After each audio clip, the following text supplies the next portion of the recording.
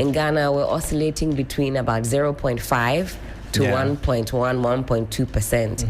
I do hear those stats are improving, so I have to get an updated figure.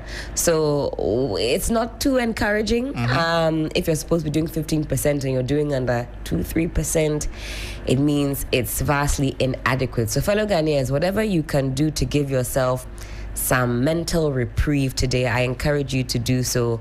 Go outside, get some fresh air, go for a walk. More importantly, talk to somebody, especially our men. When you get together and you have sittings, you are eating pork, you are drinking something cold, are you really talking about how it is that you're faring, how the week has been? Checking on your friends. When you ask them, how are you doing? And they say, oh, I'm fine. Press them. Oh, how are you really doing? Are you eating well? Are you sleeping well? Dear parents, the texts are coming thick and fast, or they will be coming when school reopens. Give yourself some grace. You're doing the best that you can. And on that note, let's get stuck straight into the news review. You said they can meet with their main friends and talking. They can start with, we listen, we don't judge. We listen, we don't judge. I like that. You can form a little unity circle. Then you can go one by one. Yeah. So for example, Sixtus, I'll start. Sixtus, good morning, how you doing? God is good. What is the thing that is pressing on your heart in 10 seconds? We don't judge. I cannot say it on there. By all means. Michael, good morning. How are you doing? What's that one thing that is pressing on your heart this morning? 10 seconds. If I had more money, I'll be happier. Okay, that's fair. Mawuena, good morning. Good morning. What's that one thing that is pressing on your heart? If you have money, what do you think? I said more. So means he has money, but he wants more. Which is the you said you said nothing is doing you this morning. You said this morning. I cannot say it on air. That was what I said. I didn't say nothing is doing you. Okay. I'm saying so many things are doing. Being true to yourself is part of the resolution. So you want to be my truth? Is that the point? Mawuena. I want to be your conscience. I think look at this. I will also go to the line of Sixtus, and I say some of the things I want I can't say. You can, okay. Thank you. But at the root of it is, if you had more resources, some things would be off your mind. No, but be assured that Auntie Ama Lawson is always ready to listen to you. The New Republic newspaper this morning. The guy came with a propaganda jacket. Ex-MIIF boss nabbed at Kotoka International Airport. MIF. What did MIF do? Minerals Income Investment Fund. Yeah. As NPP appointees flee amidst anti-corruption probes. All right, that's on the front page. Paula Domotri. Do that again. It says ex-MIF. Okay. They said the ex-MIF boss was nabbed at Kotoka International Airport. The nabbed. It means before you were able to go wherever it is you wanted to go, you were grabbed. MPP's 10,000 kilometers highway roads was a scam. Agrada begs AG will plea bargain, spare her some more time.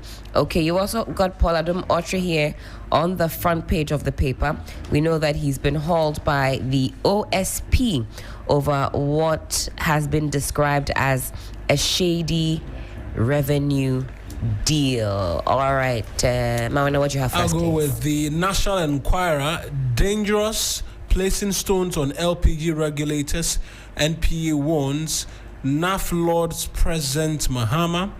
Cell style chief, one other arraigned for forgery. Light fishing to be banned, as according to the fisheries minister.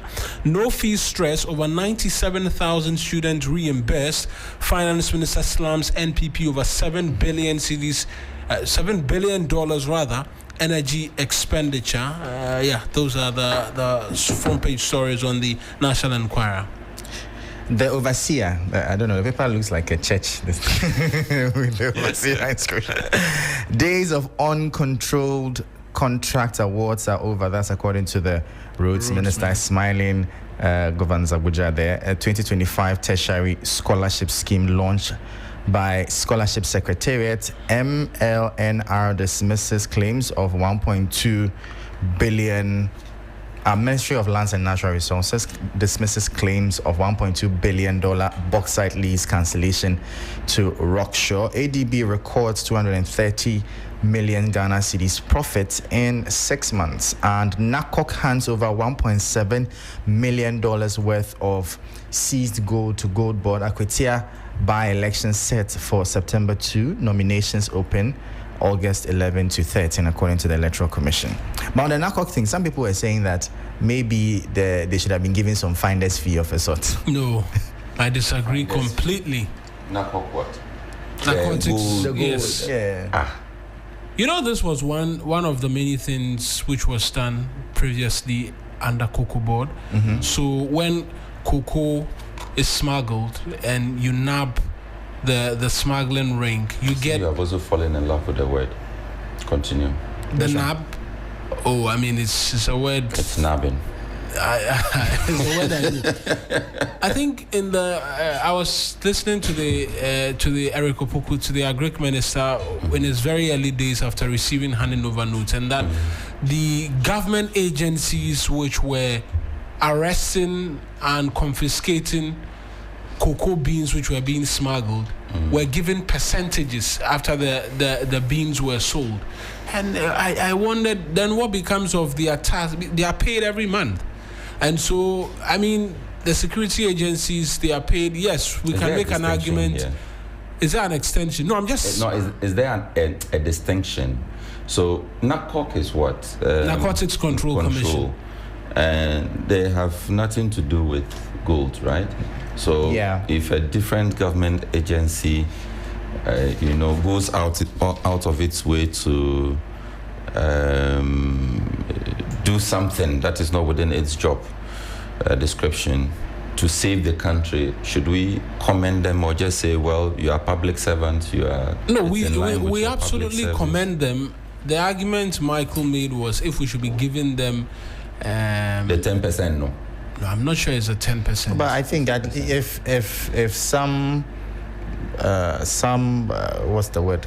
Is it compensation or reward is given to them? I think it's a morale booster. It's just a what's it called? A suggestion enlightened. I think that at least, especially when they are going beyond their mandate to protect the interests of the country, I think they should be commended. I think so.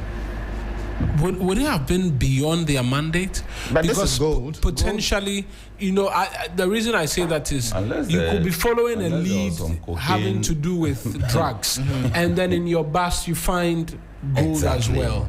You understand? And so you're going after drug dealers, whatever. You find they are also engaged in the smuggling of gold.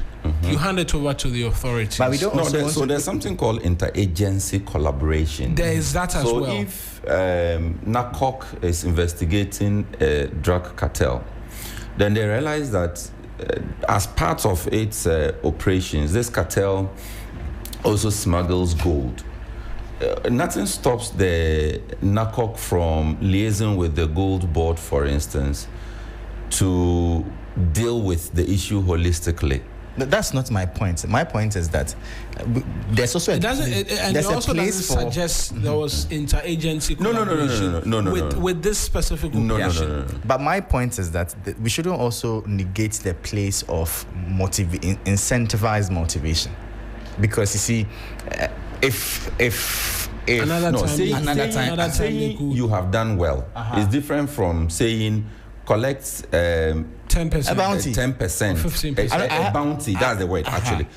Saying, oh, you do well. You are a public servant. Your job is to catch goat thieves. On this occasion, you were able to catch an elephant thief. Congratulations. No pun intended. No, very. Add a disclaimer. Or pick a giraffe or rhinoceros. I think this would have just gone under the radar if. Elephant is elephant. Or you want a hippopotamus? I beg you. Can I continue with what I was saying? You won't issue the disclaimer? It's issued already on my behalf. Issued on his behalf. No, these days, sometimes you have to choose the animals carefully. I watched one. Whose interview is that? Was it under the umbrella of it? Or was it you? Was it there's no umbrella here? Yes. I forgot who it was. Quite recently. What is it? Okay. I think it was on another network. I think I recall just before. Yes, just before the Ablekuma. Not said there's no umbrella here. Oh, you can't even use certain symbols innocently, please. No. So I beg you. I was just okay. So let me. You go explain. If your job is to catch mammoth.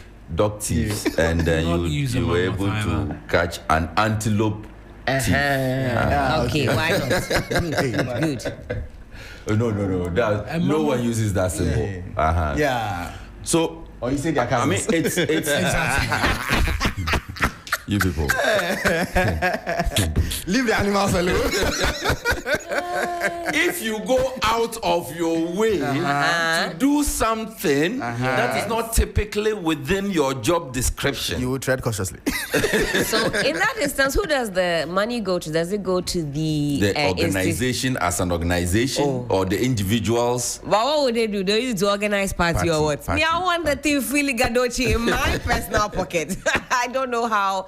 I mean, it's good for the entire institution. I suppose it could boost morale. They use it to do maybe a Friday get together. Who knows? Something delicious, or share it as a bonus. The PR people and communication people within the particular organization can milk it. Okay. So yes, it's good for the image of the institution as a whole. But you see, when we begin to dwell on the finder's fee or the bounty, as it were, then we complicate things. Yes, I'm all for commending public officers who go out of their way to do extra. I'm all for it. We have to show that we appreciate them, because we are in an era where even what you have been paid to do, you are running away from it. So if one is able to go in excess of, over and above what you have been recruited to do more, then we should be able to clap for you.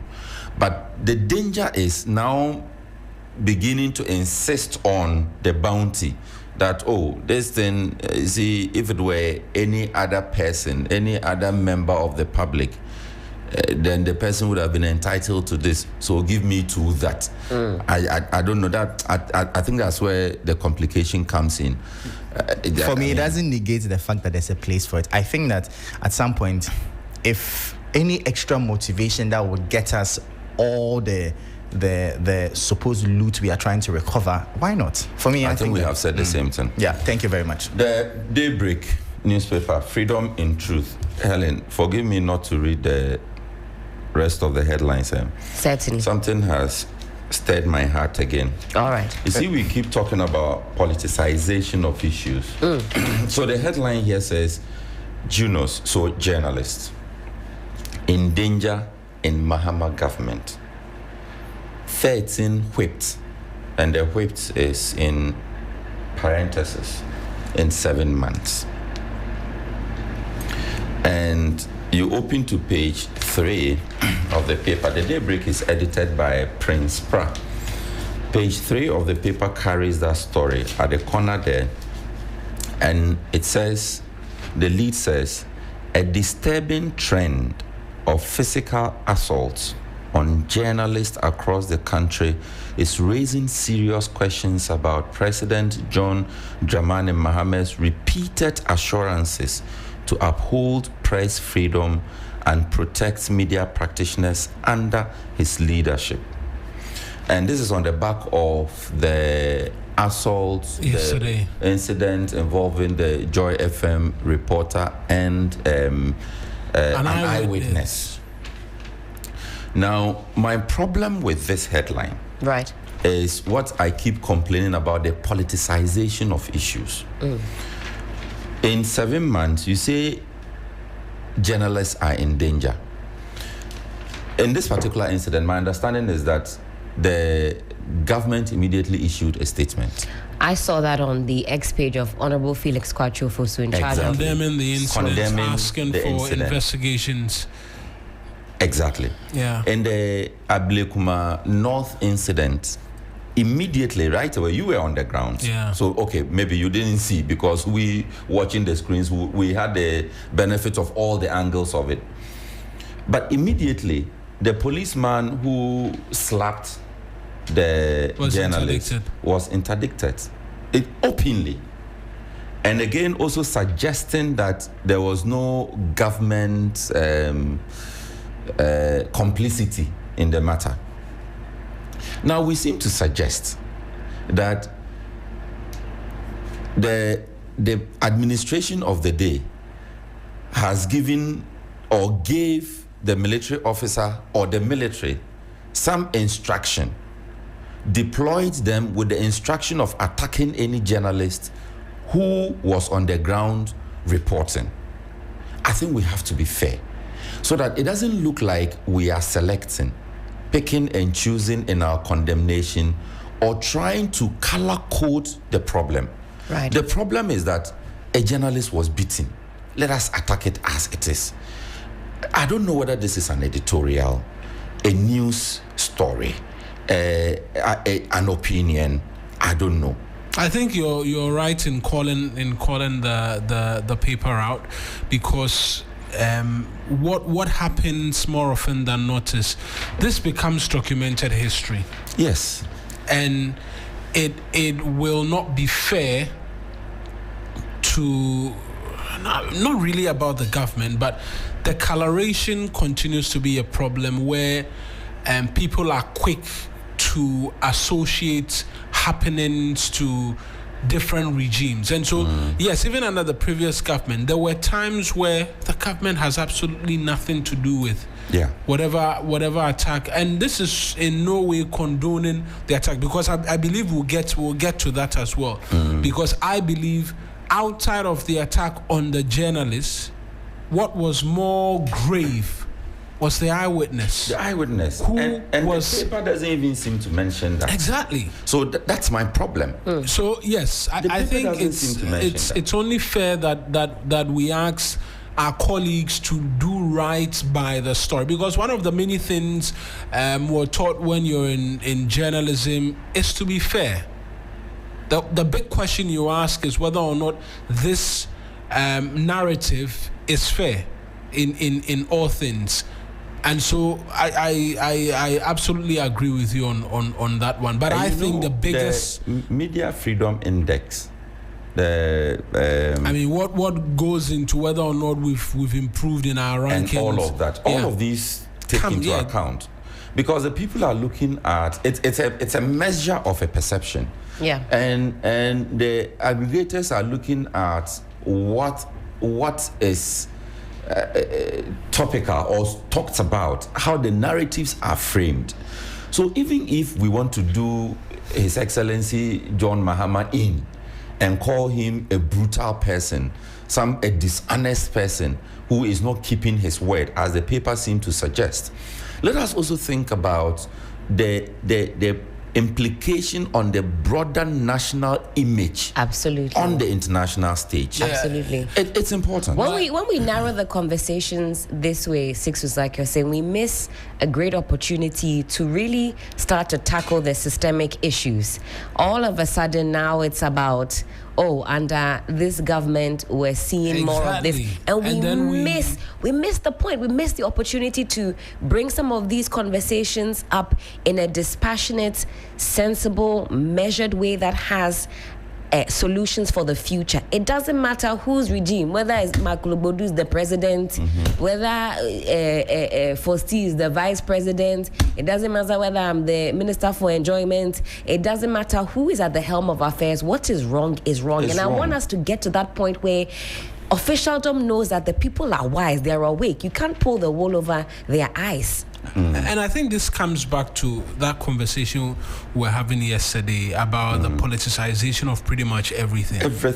And if we are being honest to ourselves, and I like to be very honest, this goes down to media ownership as part of it. Exactly. No, I agree with you. We have NPP papers, we have NDC papers, where they like to just pick one side, because in whose interest is an NPP paper? Make the government look as bad as possible in instances where it might not even look bad, and so it's all down to that fact, over politicization of all matters, coloration, seeking to, like Sixtus said, do a government in, do an opposition in, and you see the excitement with which persons cannot simply wait. Once that video went viral on social media, those who couldn't wait to make some sort of political capital out of it, they're almost frothing at the mouth. Exactly, the excitement to get some kind of sensational. It feeds into the narrative. It's scary. You are also doing what you are accusing us of doing. It is scary. Meanwhile, it is scary. The person who even suffered the most trauma It's an eyewitness. And we are not talking about the person. I couldn't understand what was going on. In one instance, this eyewitness was being interviewed, and from the nowhere, next thing I saw, he's on the ground. The stories I have monitored, he's not only even mentioned him in passing. You see, the story is always like a journalist was attacked whilst talking to an eyewitness. Meanwhile, the eyewitness was actually the one attacked. Yes, I agree. And let no one call in and tell me that I am doing what. I have condemned attacks on journalists on this platform, this same platform. It is in Sixtus's best interest to do so. No, yes, it's my best interest to do so. Exactly. On my personal social media handle, I have condemned it. I don't even think we should be making an argument that I have condemned attack on anybody. It's not right. And today, yes, we've condemned the attack on the journalists and all of that. What the argument we're making this morning is that individual who witnessed an event and was being asked, what did you see? And being so viciously attacked. What was the issue? They were not supposed to stand there or justice as well. So what is the issue? That is even the background a lot of the reports are not giving us. So you see, even the reportage, and that's another thing. We have to, as media people, we have to be able to give the full story. Let us always remember that the listener, the viewer is discerning enough, can understand what it is. So my job as a media person is to report the story as it is, without my personal sympathies, without any commentary. And that's the other reason why I was wondering whether this is a news report, it's an editorial. If it's an editorial, you are free to run it the way you want. But if it's a news even with that, some candor is expected of you. Absolutely. You get it. So I mean, as media people, we have the task on us, the obligation on us is so huge we sometimes miss it, because whatever we report directs, shapes, and informs a certain public opinion, and whether we like it or not, we are the ones directing this. And so how we report on the stories matter. And we've gone through training. We all know that when you are reporting a story, I believe the I knows are not part of the it seems are not part of that story. The story is that a journalist was interviewing an eyewitness. A militiaman from nowhere attacked the eyewitness for speaking to the journalist. Watching the video, that is the story I saw. Yes, the journalist also came under attack, but I think the journalist did a good job standing up for himself and the eyewitness. If you listen to the audio, yes, the journalist was able to speak truth to power. That look, I'm a journalist, I'm doing my job. I don't know why you are attacking me. And again, I'm doing my job. You cannot prevent me from doing my job. All of this is evident on the face of the video that most of us would have seen by now. That's right. So when we are reporting the story, let us report it as it is and leave the commentary and personal interest and all of those biases out of it. So the person listening is discerning enough to know, to read in between the lines and tell that, Mawuena is doing the bidding of the opposition. That is why he was slapped. I like that Mawuena angle that you introduced Sixtus, because sometimes I think the perception is that we cannot read or smell coloration. So listen, just from your headline, just from a headline, you can tell. You don't class because 5. Everybody knows. People have seen the video. Yes. The video's been circulating all over social media. And I'm talking about even broadly when you pick up any newspaper. Listen, you only have to see the wording or just the headline, and you know exactly which quarters it's coming from. We are so predictable.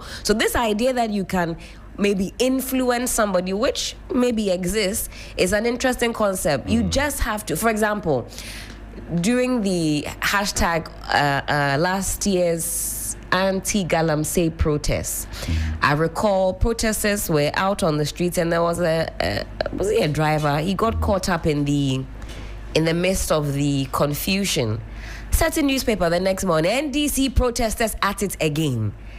Throughout the day, persons would have checked the hashtag, would have gleaned some kind of intel about what was going on, who was involved, and you think, come on, it doesn't take a class 5 kid to tell you exactly what is going on. Sixtus, any more for us? But can media owners separate interest and control from editorial policy? Is it ever possible? Let the news be the news. Is it ever possible? Is it ever possible? The Daybreak, let me read the other headlines for you. GFA, okay, so this will be Ghana Armed Forces, not the Football Association. GFA probes soldiers' misconduct in the demolition operation. So that's actually just linked to the story that we are talking about now. Right. Gamanche Saga. Ne Lacha II sues King Teiko Chru II, National House of Chiefs. That story is also captured here by the Daybreak newspaper. Freedom in Truth, it says. And Stop Price Promotion Scare hits GPHA as a Siedu Nketia board. Okay, over 800 demotions. So, okays over 800 demotions. Comes with a picture of the board chair. Chairman, national chairman of the NDC, General Mosquito, and the boss of the GPHA, Brigadier General Paul Seidu, Tanya Kulono. Also on 3news.com, and I implore you to check out 3news.com. We've got the latest in news, politics, entertainment, sports, business, opinion pieces, you name it. Interior Ministry reviews curfew hours in Bawku. So you recall the curfew was on from 2 p.m. to 6 a.m. Now it's been revised to 6 p.m. All the way through up until 6 a.m. Let me get into a bit of that story. Now, the Minister for Interior, Mohammed Muntaka Mubarak, has reviewed the curfew hours for the Bawku municipality. This is contained in a press release dated July 30th. I'm reading from the statement. The Minister for the Interior, on the advice of the National Security Council and by executive instruments, has reviewed the curfew hours for the Bawku municipality and its environs in the Upper East region from 6 p.m. to 6 a.m. effective Thursday, 31st July 2025. The statement read. That's from today. According to the press release, government calls on the chiefs, elders, opinion leaders, youth, and the people of the area to exercise restraint in the face of the challenges confronting them, as well as to use non-violent means to channel their energies into ensuring peace. Meanwhile, there is a total ban on all persons in the Bawku municipality and its environs from carrying arms, ammunition, or any offensive weapons, and any person found with any arms or ammunition will be arrested and prosecuted. I think it was also on X yesterday I saw the military reiterate that they've gone from peacekeeping to peace enforcement. Do with that information what you will. The measures are stringent, and it appears that our soldiers are not there to play at all. Gentlemen, how do you measure the language now? Is that what needs to be done?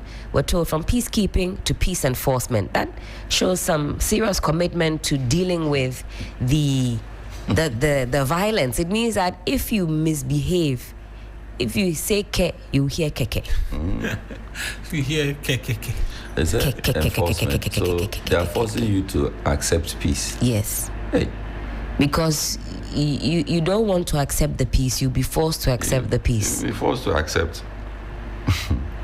That's scary. Well, I mean, I think I'll just have a first go at it. I want to see what the peace enforcement looks like. Yeah. What should it look like? Because, I mean, for, I will not say a want of a better word, but from all what we've seen, enforcement should be a total end to all of the needless killings that we've witnessed. We just want peace to reign in that land. And if this peace enforcement is going to bring that, then let it, at least for the next 6 months. And then the mediation work which is being done, hopefully it can bring some finality, because it is not the military being on the ground to an extent that's going to calm tempest between the two feuding factions. But if they can insist or enforce for the next 6 months that there will be no needless gunfires, because yesterday I was monitoring, students were saying that in the evenings they hear gunshots. Every evening when they are studying, they are hearing gunshots. If we can go the next 6 months, the military saying they are enforcing peace, and we don't hear gunshots in the night, in the day for the next 6 months, it means arms have been put away. Then conversations can happen and a headway can be made. But when we're hearing gunshots in the middle of the night, one group will be accusing the other of being the ones who are fired and they are wanting to retaliate and the likes, then the conversations cannot happen. And so I want to see that happen for the next 6 months, possibly. No gunshots being heard, because now students are affected. There's WASI that's starting next week, and now there's a whole conversation. Just next week. Oh my goodness. A whole national conversation as to what can be done to help the people there. That's why. Michael, do you worry about civil liberties, especially when the language goes from peacekeeping to peace enforcement? Especially, I mean, sorry to link it to what we saw yesterday. We know that sometimes there's heavy-handedness when it comes to dealing with civilians. Does it worry you, the language? Are you happy with it?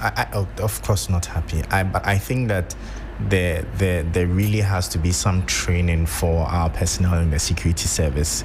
Overall, as a whole. Overall. Because I think that there really needs to be some education given to them on how to engage and interact with civilians.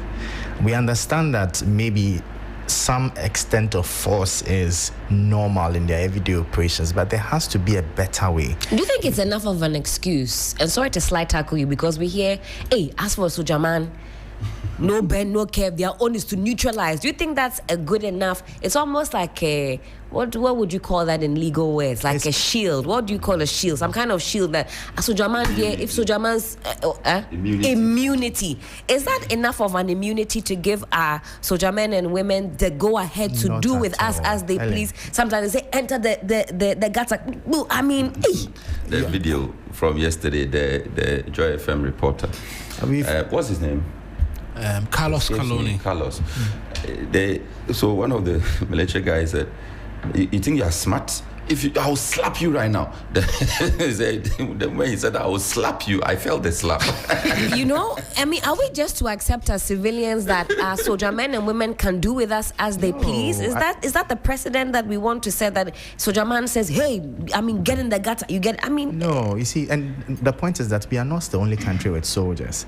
And you see, these days, social media has opened us all to trends across the globe.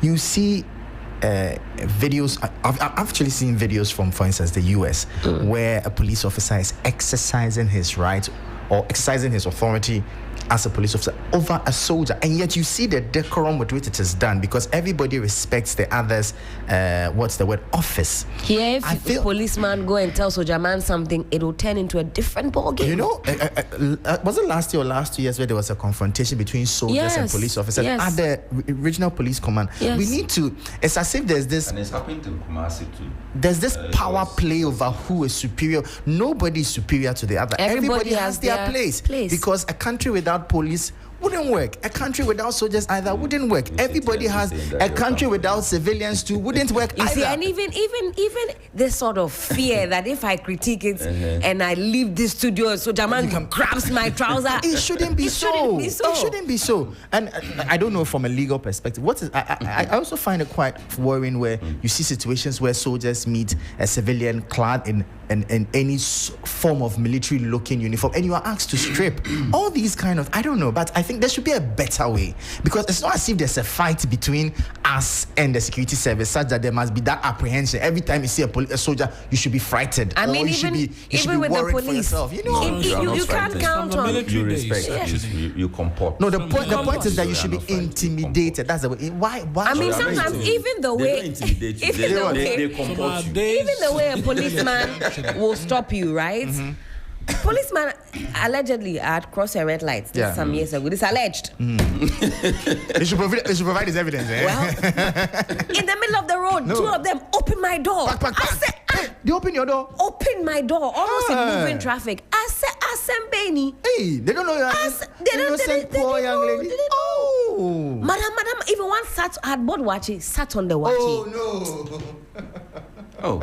It was on the passenger side. The trauma. So by the time the whole thing was done, I feel for you, my sister. And I'm thinking, why is it that every time you have, it's only few that I encounter that stop me, tell me what the issue is. Yeah. But before you can even say, come on. And it's like, hey, why? Sometimes It's even so you're angry. Even just trying to explain Explain yourself. yourself. No. So your arguments are for flaps. I think there was a Nigerian comedian who compared the police, and he did this comedy in Ghana here, in Accra here. He compared the police in the UK, is it the US or the UK, to the police in Nigeria. And he explained the differences in the US or the UK. I've forgotten which one he used. The police will stop you if they realize that you are drunk.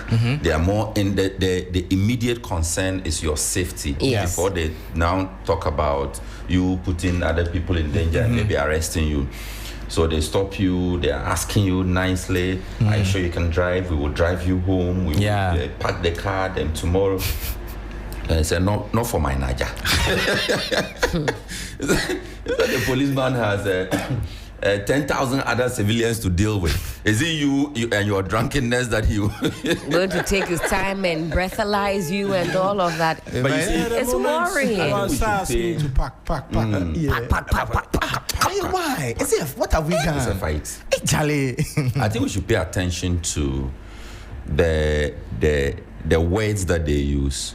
You mentioned peacekeeping to peace enforcement. And if you listen to President Mahama on this, he explained, and also the Chief of Army Staff, he also explained. And the explanation I got from the President was that it appears to them that some individuals are the ones, inciting this. It is no longer a matter of a conflict. Some people are behind it, fanning the flames, and the idea is to flush out those people. But the code for the operation, or code name of the operation, determines the rules of engagement for the operation. I am no security person. I'm just saying this based on my readings. That if they bring you to keep the peace, you won't see them, shooting people. Yes, they are armed, but they are patrolling, and their immediate response would not be to engage, exchange fire. Even when they come under fire, that will not be their immediate response. The immediate response will be to try to preserve and protect. But when it comes to enforcement, it means that they have a standing order to deal with whatever the problem is ruthlessly. So if they find that you are the one fomenting trouble, curfew is 2 p.m. to 6 a.m. Then they realize that in between the time you're on your motorbike, you shouldn't be on motorbike. You're airing smoke, you shouldn't be on smoke.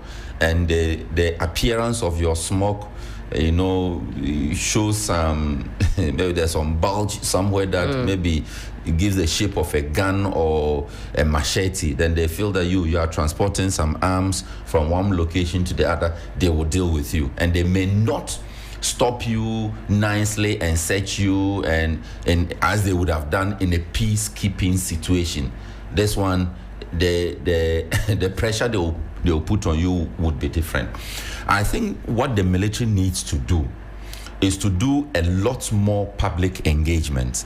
As Michael mentioned, you see, I have a lot of military friends, and there was a time one told me about a program that was coming up, supposed to be military-civilian interface, so that they would train some people to be able to interface between the army or the military and the civilians, right? So that we understand some of these things.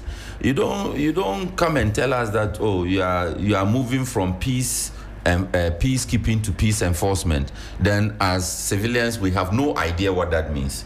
And the other example Michael used, if we catch you wearing camo in town, we'll deal with you. Usually say remove it, strip we have you. no idea why that is. I think that the PR unit of the armed forces should begin to be more engaging and interface more or engage more with the public. That whole mystery around the military, I think we should begin to demystify it so that people will begin to understand why certain things are the way they are. See, at the base of all of this is a question of discipline. And I think it's one of the reasons people don't respect the police. The way you will find a man in traffic argue with a policeman, you will not find a man in traffic argue with a man in military uniform the same manner. You won't. You dare not. You dare not. Because you'll be slapped before you. No, not even that. There's this. I don't want to use your word of your intimidation. There's this orientation that we all have that. Oh, soldier man, they know the joke. If you joke right now, they'll That's what Michael is saying. There's a fact to it. Yes, that's what they say. Because that see, of a it's truth, now of fear. when you are approached by either of these two security service personnel, the one most likely to assault you in their interaction with you, we know where it the links. one without patience. True. So Because before you are asked, you have collected. You have to obey before you complain. It has a lot more engagement to do. I think the militia. Or are we to live in absolute fear of our men and women in military uniform? Is that the way it's supposed to go? Are we supposed to be see them? Are you also not worried, Helen, that Michael, if we demystify the military, make it as friendly? Well, those not watching on Facebook won't see what I'm doing. What do I say? Air quotes. If we make is them that a Gen Z term? No. Okay, let's go. as friendly as the police supposedly is, they will lose that. Is the police even friendly in the first place? No, they are not. That's what I said, supposedly. But you see, I think that there's a problem with the orientation, because if you look at, I get the sense that in countries like the US and the likes, military men are seen as heroes, not people to be afraid of. Do you get the point? That is when you have served your country and whatever the case, once you wear a military uniform, you are considered a hero because you are putting your life on the line to defend the country. Nation, but we are rather afraid of them rather than celebrating them. And there's a problem with that orientation. So the PR unit should begin to do more. Anyway. I think it's a PR matter. Michael, you have something for us before we open up our phone lines? Some comments on the page. Neron de Boanerges. Neron, long time. The soldiers are not to be with the citizens. They are not trained to handle civilians. However, the governments have made it look like all the forces in the police are useless, and they only resort to a military man. Well, at least we've seen this government say no more usage of drone or military protection. Atoki Skyman Airbender Lamarck. Sixtus always but wait, on point. wait. Atoki is who? Atoki Skyman Airbender Lamarck. Oh, Atoki Skyman. The Airbender, he has been watching Naruto. Anyway, Fusheni Mahamadou. Good morning, Mr. Mawuena, okay, lawyer Sixtus, Mr. Michael, Madam Helen. I'm watching you from Greater Tamale. The individuals responsible, this is quite lengthy, responsible for the heinous act must be held accountable without delay. The assault on the journalist is egregious, but equally concerning is the attack on the eyewitness who bravely came forward to share their account. It is unacceptable to target anyone, particularly journalists, in such a manner. The reporting of this incident in our national papers should have highlighted the plight of the eyewitness, a citizen who deserves equal attention and support, rather than solely focusing on the journalist's experience. It is essential to acknowledge the trauma faced by all those affected. All parties involved in this reprehensible act must face justice and be brought to account for their actions under the reset agenda. If those responsible are not held accountable, it may encourage others to engage in similar behavior in the future. I think this was well said. The job is quite simple. There's video evidence. Their faces come up. That shouldn't be a hard thing. It shouldn't be a difficult thing for the military hierarchy to do. Find the individuals because their faces are all over the video. They are all littered in the video. Talking about PR, I think by now we should have heard We should have seen a release. statement. From the military? I read They've issued a something. From the military. I've seen the one from Ghana. Ghana the Armed military. Forces probe soldiers misconduct. Okay. That is refreshing to hear.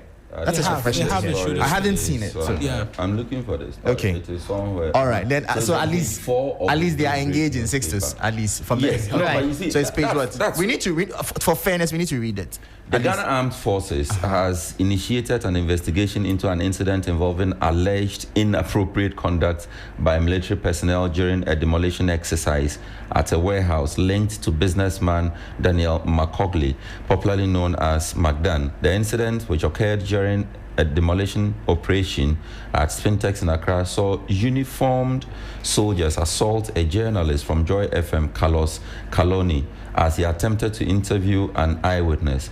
The attack has since sparked public concern, with widespread calls for accountability and the protection of journalists on duty. In a statement, the GAF disclosed that preliminary findings have prompted the initiation of a full investigation into the matter. The military command emphasized its commitment to upholding discipline, professionalism, and respect for the rights of civilians, including media personnel. There's a direct quote from the statement.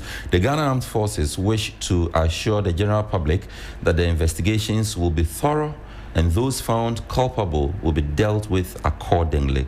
This is a paragraph that I have seen and read from the police, the military.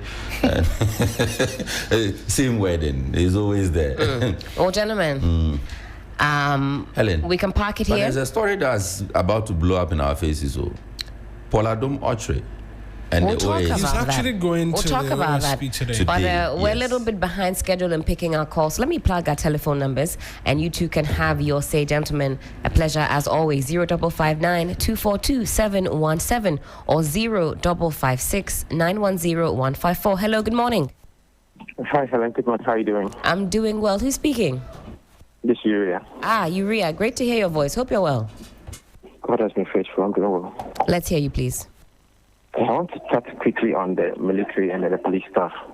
Let's hear you. Apart from touching the really innocent ones, when you check the character of Ghanaians growing up and that of the U.S., there's a vast difference. So you always see our military. I'm coming from a military background, so I always pay for them. I see. You see that they react negatively than those outside.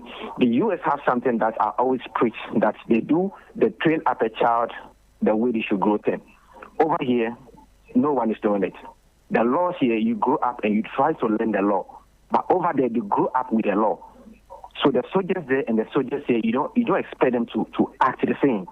There are things that have to be dealt with from infancy in Ghana. Accra, especially because it's the capital. And you see that nobody is controlling the people. So they do what they like, and we don't have enough police to be checking. So people come from everywhere to Accra, and then nobody is controlling them. The laws are there. Who is teaching them? Do they know it from infancy? Those are the crutch. Do we even know? Do we even know the how they call it, the laws? You see, we don't know them, so we go only to be forced to learn. But over there, it is not the same. Secondly, because others are also waiting, I'm always going to ask that when would the FDA gather the same courage they gathered and went to court to ban the celebrities from advertising for alcohol? Not everybody drinks alcohol, but everybody eats. When would they be able to do same against the food vendors? Because right now we all eat in polythene. Almost everybody buy food in polythene. When would the FDA gather same courage and go to court and ban hoteliers and restaurants from using plastics in serving us? Someone should continue. Very grateful for your call this morning. Let me get on to my next caller. Hello, good morning. Helen. Eben, good morning. How you doing? Not bad at all, you. We day inside. The weekend is almost here. I'm looking forward to just closing my eyes. It is well already because I'm a papa. That's why it is well. Are you feeling it in your pocket? Is it reflecting small? More than what you are expecting. I see. Let's hear you. Your thoughts this morning. Thank you. You know, Helen, I want to share some videos with you, and it is an eyesore. I don't have your number. Please let me have your number, okay? Okay, we have our WhatsApp line here. So, but you don't mention the WhatsApp line because mention it and let me put it down before I proceed. Let me have you speak with someone on the back end, and then they can provide that. So once you're done with your submission, okay. So this is backroom. This is line 2. Once we're done, and then you pick up and give Eben our WhatsApp line, please. All right, Eben, let's hear you. Thank you. You see, I'll plead with the soldiers. You see, no matter it is, even if the person is not a journalist, you don't have that right. We are begging them. Now, Appiah-Ampofo, we are not in the days of the former President Akufo-Addo. The national security party boys will be just beating people like that. We are begging them. They shouldn't come and destroy our Appiah-Ampofo. Please, soldiers, security institution, we beg you. We are not in that olden days, so we are in the era of democracy. If you don't understand something, just ask your superior. You can't just go ahead and just be beating civilians as if what? It's sad. And I don't get it. For me, I'm saying that some of them want to do this. They are what? They are MPP guys that have been put in the military to destroy the name of... Yes, because... Is that not too far-fetched or what we call conspiracy theory? Far-fetched, but the listeners know that what I'm saying is the right thing. Look, how many times would the president want them not to go and do that? Please, Appiah-Ampofo, they should bear in mind. I'll continue to say we sat in this country for the bad 8 years watching horror movie. But because we are sure that what Appiah-Ampofo will come, and we endure. And now what Appiah-Ampofo, we don't have to go into those days. I'm concluding. It was certainly. Let's floor the road and highway minister. He's doing a yeoman job. But one thing I'll tell him is, we that live in bad roads cannot be paying what we can't continue what road tolls here and there. But those living in East Lagos, they will not be having tolls. If it will be possible, they should add it to the roadworthy so that we know that when you go there to do your roadworthy, everybody will pay road toll. Hope you are sharing the same view with me. Interesting. In what East Lagos and the Trasacos? No. You only see it on Cassia Road. They had roads that are not good. They should also make sure those living in Trazaco and West Lagos and East Lagos also pay tolls. Have a good morning. All right. So, Eben, we'll pick up your call on the back end. Hold on for us, and then we'll give you our WhatsApp line. All right? Thank you. All right, certainly. Let me get on to my next caller. Hello. Good morning. Hello. Good morning. Please, someone say, have your good morning. This one, keep your good morning. This I took another 80 cents. Let's hear you, please. All right. But I'm saying, I'm Chamad degree. I'm an Aziz, a book constituency. And I can say about Bawku, Appiah, Ogbodu, Ashimo. Follow no road. Madam, what's your name? I never could be a course of Ghana and say, I'm going to put in a man in a cover. So the neighbor, but the neighbor Babon, the neighbor passes civilian, I had the neighbor pass of a bono, and not the piano. All the Santa Ana Hagene. I can't tell you the crew back over the Go for me, yes, to the neighbor could be a 2 years to get it. So your father, the being on rock. Can I go down? Hey, Mamma, no wrong. I said, almost on one, and any kind of now a soldier uniform. On rock. And I wear it on money, and then pay them up so that you cool man. A cool man, I'll come from there, a such some attack to your phone. Hey, oh, wow. And then say, beyond the no more year, if you have something corrected to be banned or back. Now, I'm going to crowd. That's the couple of soldier for air, soldier for no open the boy on buying. That is nothing. Yes, I found a senior near San Omo, and sometimes I some side view because soldier could be a senior respect on because only can protect or mind the money. The neighbor could conflict because about the soldier for Natako. I'm not protected one, but ever from almost a bit among Shabu Kakamana, Madame Patonim. Nothing and no account about quantum. A quite now, Papa, now, you rather than now to come be my mistake. Madame sister, no operating for second. Look at how we lie at echo. And answer as one. Madame raw and well pie, who can let you on more pie, Madame go when I saw. The best of them in contact with Zoom like and most come to offer some inside about him. Because But of course, you know, I'm not saying you have any woman I used to hospital. But you are not a copy by any about a thing. Quick Capono, because I'm not going to hospital. I answer the coverage with it's at the end of All right. Thank you for your call. Let me get on to my next caller. Hello, good morning. Good morning, Madam Helen. Yes, good morning. Who's speaking? Yeah, Ima Amomole. How is Amomole this morning? Yes, the atmosphere is cool this morning. All right. Let's hear you, please. Thank you very much. Madam Helen, I want to touch on this military brutality. Let's hear you, please. It's becoming one too many. My sister, do they want to draw the distinction between us for us to see ourselves as enemies? They, the military or the security services, and we, the civilians, to see ourselves as enemies. Why can't at least for once go over the activities with human face? I mean, why? Always to show off that, yes, I am a military man. And so, I mean, why? Why? Madam, you see, they do certain things to push us. Then when civilians also attack them, then they say, hey, then you see them moving in their numbers to storm a particular area, like what transpired in Ashama, Upper West, and I mean, all those areas. The president even spoke about it. I don't know if I don't know if you are aware of that 3 days ago. Why, my sister? It's becoming too much. I'm really angry this morning. Why? If the person is supposed not to be there, I mean, you talk to the person politely, and if after the person is a journalist, oh, you are not allowed here. Here is a restricted area, so please go back. That's all. Or even you effect an arrest, and then you interrogate the person. Either you will hand the person to the appropriate authorities. So why must always you people subject us to such brutalities? And after what is your number? I mean, what I'm trying to say is all the military, the security forces. Right. I mean, when you put them together, they are not even a quarter of we the civilians. Let's see what happened some years, I say a year or two in Sri Lanka. They all run away and left their guns behind. We don't want the situation where there's going to be a banter between the civilians and the security services. Because that will not be funny at all. Exactly.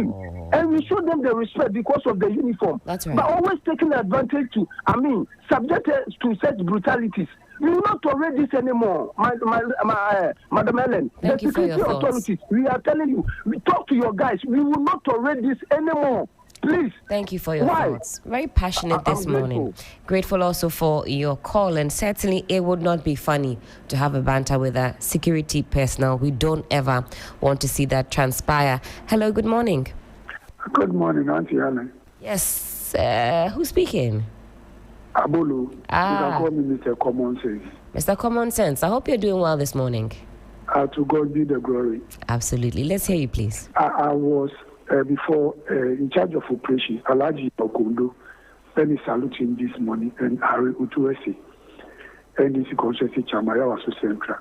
And what Chantes said about the rubbish taking over our street, I will urge my Accra mayor, the hard-working mayor, Michael Bawku Aduti, that he should do something about it. Once we have stopped Zoom Lion for sweeping our streets, gradually the rubbish is taking over his enclave. So we should try and do something about it. And the assemblies, I think they have changed the model of sweeping. So till now, we cannot see people on the street sweeping the street. Gradually, people are dumping refuse here and there. Continue about this, our military.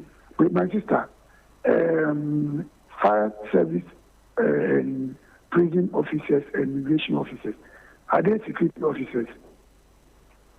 I suppose one can classify them as such. Have you seen a prison officer maybe molesting a citizen before? Not to my immediate memory. Why always the police and the military think they have that power? Why always? They should just use common sense. You see, all the time we are trying to justify, or maybe say when you go to America, when you go to Europe, when you go to... So them, the workers, they have common sense to know that we should just act professional. Look at what happened. They said a journalist is going to interview an eyewitness. If you, the military man, you think you are there lawfully, why will you be worried? Always they want to protect the rich people and back them for for them to be giving them money on their missions. So as a military officer, he's afraid that maybe that interview there will be a video footage, and unless there is a video capturing them. What happened at Abrikumanov? Look at that. The journalist was provoking the police officer, but because the police officer did not act professional, he had been interdicted, which some of us were pleading that at least a week or two he can be released from the interdiction. No, you see, it's not fine. It's not fine. How will you think that once you are wearing the military shirt or the police shirt, you have seen your fellow? Sometimes you can see the person, you can beat the person from morning to evening, but the person because of the uniform, they don't know. But I feel, my sister, have a good morning. Abolo, have a good morning as well. You guys are so passionate this morning. Let's take it easy. I know you're unhappy with the state of affairs, but let's hear your thoughts. Hello, good morning. Good morning, my sister. I'm Lincoln. Lincoln Akwetaman. Hope you're doing well. I'm doing well, my sister. All right, let's hear you. Thank you so much. I think that the Ebola issue is not something that the assembly can do. Is the assembly having the logistics like Zoom Lion is having? That contract needs to be looked at again. Because Zoom Lion have the logistics. They are the giant in terms of waste management and collection of Ebola in this country and beyond. So they have to look at that contract so that they re-sign again. Otherwise, the assemblies don't have the logistics. Yesterday, we listened to the road minister talk about roads that are going to be constructed. Some of it, we've been lobbying for our roads to be constructed. Akuse, Asuchare, Sudoku roads are very, very, very bad. So the minister should take a critical look at our road. And finally, on this military brutality on journalists, as my friend have already said, we will not tolerate that. Look, journalists have suffered in this country. We are pleading to our security agencies.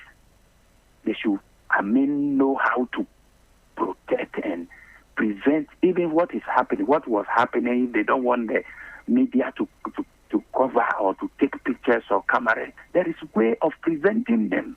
There is a way of preventing them not to take pictures or cameras.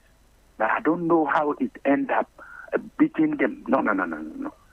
President Mahama always say this, that he will make sure journalists work in enabling environment, work properly on duty. He said it in opposition, he's in power, and he still said it, telling Ghanaians that journalists will be protected. We don't want this to be happening to the journalists across the country. Thank you. Absolutely. Thank you for your call. I'll take my final two callers and then we'll park it here for community voices and also make way for the sports news. Okay, one more call because Bilishon is in the building. Hello, good morning. Helen, good morning. How are you? I'm doing well. Who's speaking? Helen, my name is Nia. I'm calling from Adenta. Nia from Adenta. How is Adenta this morning? Because the glory is good. Nice weather, beautiful environment. Life is now back on track. Thanks to His Excellency John Dramani Mahama. Let's hear you, please. Yes. I have a big problem. I watched the video about the soldiers' brutality. Look, Helen, it's an eyesore. This is a disgrace to the military and whoever is in charge, whether from Interior Minister or CD, whoever. This is an embarrassment. Look, in this 21st century, in this era, which military person, a sensible military person, would beat a civilian like this? If this guy had been, if the eyewitness had been Sharaf Mahama or Kimati or any key person's son, do you think any animal called a soldier can lift a belt? No, we can't. I can't allow that language this morning. Sorry, withdraw. All right, thank you. Do you think they can beat that person? Why must we always follow maybe some 10,000 or 20,000 or some small money, and then we start beating our own brothers and sisters. Look, whether CBS or whoever, please put a leash on your dogs. Chain them, cage them, tell them to be the right thing. This can never happen. Look, I witnessed a civilian wearing a camo. And Helen, the treatment that was given to the guy who was working with his wife and his kids, look, it was an embarrassment. What happened to him? Look, they beat the guy, stripped the guy naked, and look, unfortunately, the guy wasn't wearing boxes. Oh, my so goodness. It was the wife who had to rush and get a cloth from a seller to, my goodness, cover the guy. Look, I pray, I plead that henceforth, any service personnel must have his service number fully displayed on his chest, so that when they are misbehaving, we can easily pick them out and then report them. Because this is an eyesore. Thank you for your thoughts this morning. Thank you. Please. Thank you for your call. We can't take any more calls. We have to make way for the sports. Bill is in the house. Bill, good morning. How are you doing? Good morning, Helen. I'm good, and you? I'm all right. We've just been ruminating on what we saw yesterday, that unfortunate clip that was making the rounds of some military men I saw assaulting the eyewitness and also the journalist in question. What do you think? I think it sort of defeats the purpose of democracy. This is more or less giving the authoritarian rule. I don't think it's right for the military to just come and assault anybody. If anything, they can have a discussion that you are not meant to be in this zone, so it's better to leave this zone for whatever reason there is. But resorting to violence is not the way. It just gives the military a bad look. It gives whoever their bosses are a bad look, and I don't think it's something that should be encouraged at all. As a civilian, do you fear the men in uniform when you see them? Do you have some trepidation? Really? Yeah. I mean, I try not to get in the way of the military. I quite remember there was a day, I was quite young, I was traveling with my mom to Kumasi. We were going to Kath for a medical sort of issue, and military men stopped that vehicle, right, to do a particular search. They found someone who had cannabis and all that, but I mean, when they saw me, they wanted to come at me. I was like, hey, and my mom had to step in. I was like, really? Yeah, like, Charlie, this guy is young. What has he done to you? So it's sort of giving me those palpitations when it comes to military. I try not to get close to them because I don't know what next they can do. So it's it can be unpredictable. Yeah. They can be unpredictable sometimes. So I try not to get close. Well, let's make way now for the sports news with Bilishon.